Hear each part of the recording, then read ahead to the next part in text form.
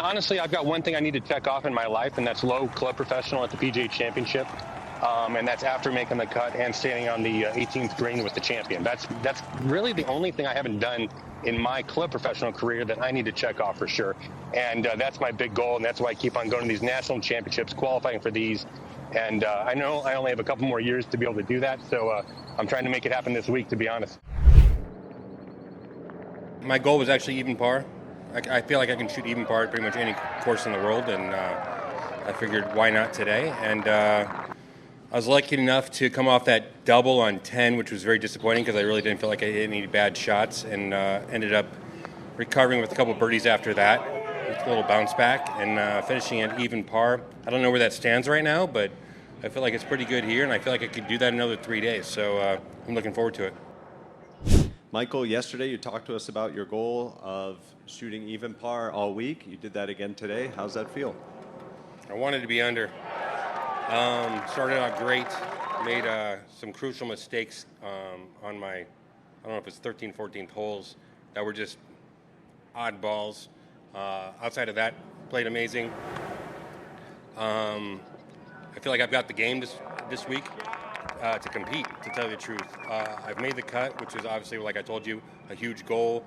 I feel like I could shoot even par under here every day, and I feel at the end of the 4 days that that might be a pretty good result. This crowd is just awesome. It's so much fun. I'm living a dream. I hope I'm living a dream for all the Rochester folks out here, because I'll tell you what, the support I've gotten from the people in Rochester is absolutely unbelievable.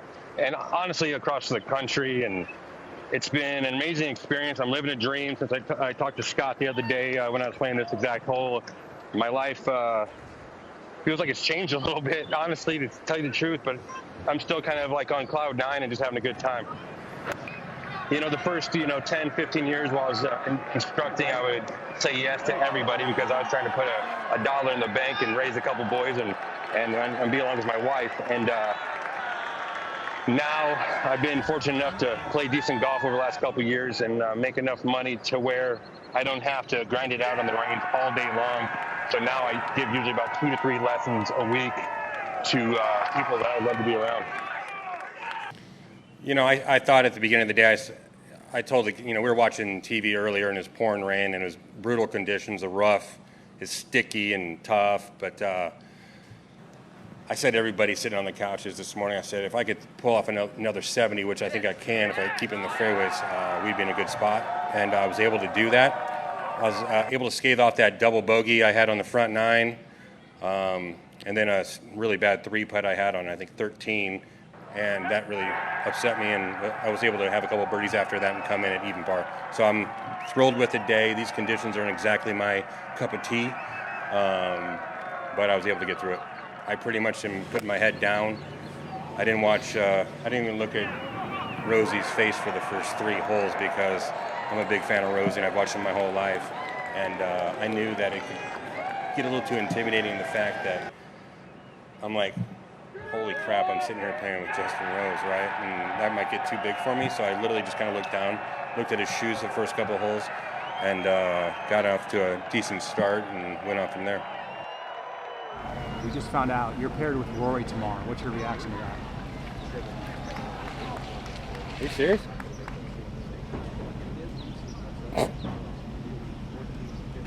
Wow. That should be fun. We're going to have a good time. Thanks, man. Really? I can hear the box. I don't hear anything. Oh, boy. Oh, boy. Now on the tee from California, PGA Professional Michael Block. Michael Block is joining us following the 105th PGA Championship. Michael, first of all, congrats on an incredible week. Has everything you accomplished the last few days begun to sunk in yet? No, this week's been absolutely a dream.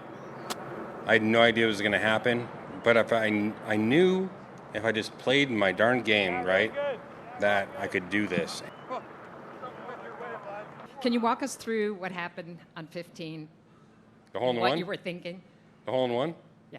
Oh, man. Rory hits. He misses the green right. I'm just like, oh. I'm like, yeah, you can't go there, right?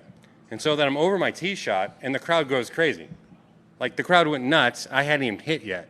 So I had to, like, step back. I'm like, this is pretty cool, right? This huge reception I haven't even hit. So I sit back for a sec.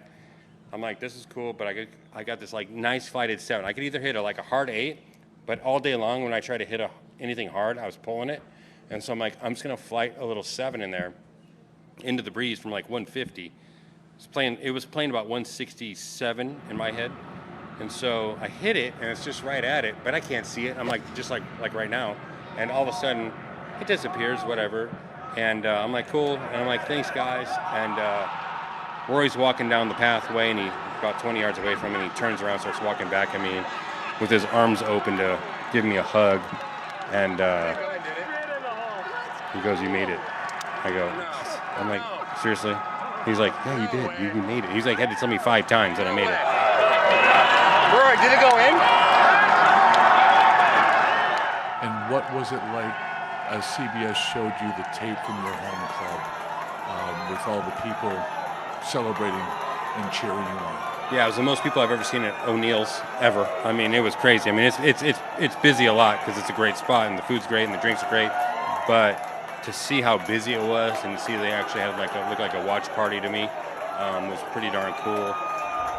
Michael, before we take a few more questions, he here has something special for you. Michael, congratulations on your tournament, and congratulations on your hole-in-one. Thank you. Oak Hill Country Club would like to give you that flag from this morning, or this afternoon. A little memory. Thank you. You guys are awesome. You can always think of us. Thank you. Hey, come here. I appreciate it. Yeah. How about that, guys, huh? Yeah. This will be going up in a great spot. Thank you so much for that. I greatly appreciate that, the thought about it. I blew the hole out. Like, we literally had to kind of recut Roy was like, we need to recut that thing because, I mean, I walked up there and half the whole back was just blown out of it. So, yeah, pretty cool. Great experience. I still feel like I'm just on a cloud 9 right now. I just played Justin Rose on Saturday in a major, and then Rory McIlroy on the Sunday at a major. I'm not sure how it gets any bigger than that. So I'm just being me, which is the most important thing that happened a year ago with my wife and with Matt, where they told me just to be me and not just to be a club pro when I come here and to be a tour pro, which I guess I could prove this weekend with a 15th place in a major. That makes me choke up even thinking. I didn't even think about it yet, but I got 15th place in a major championship. We had 20 PGA club professionals qualify for the Corebridge Financial PGA team.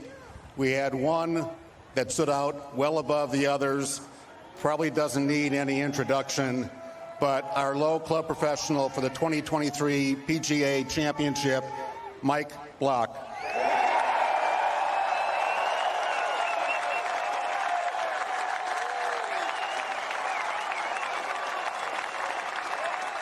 Honestly, I've got one thing I need to check off in my life, and that's low club professional at the PGA Championship. And that's after making the cut and standing on the 18th green with the champion.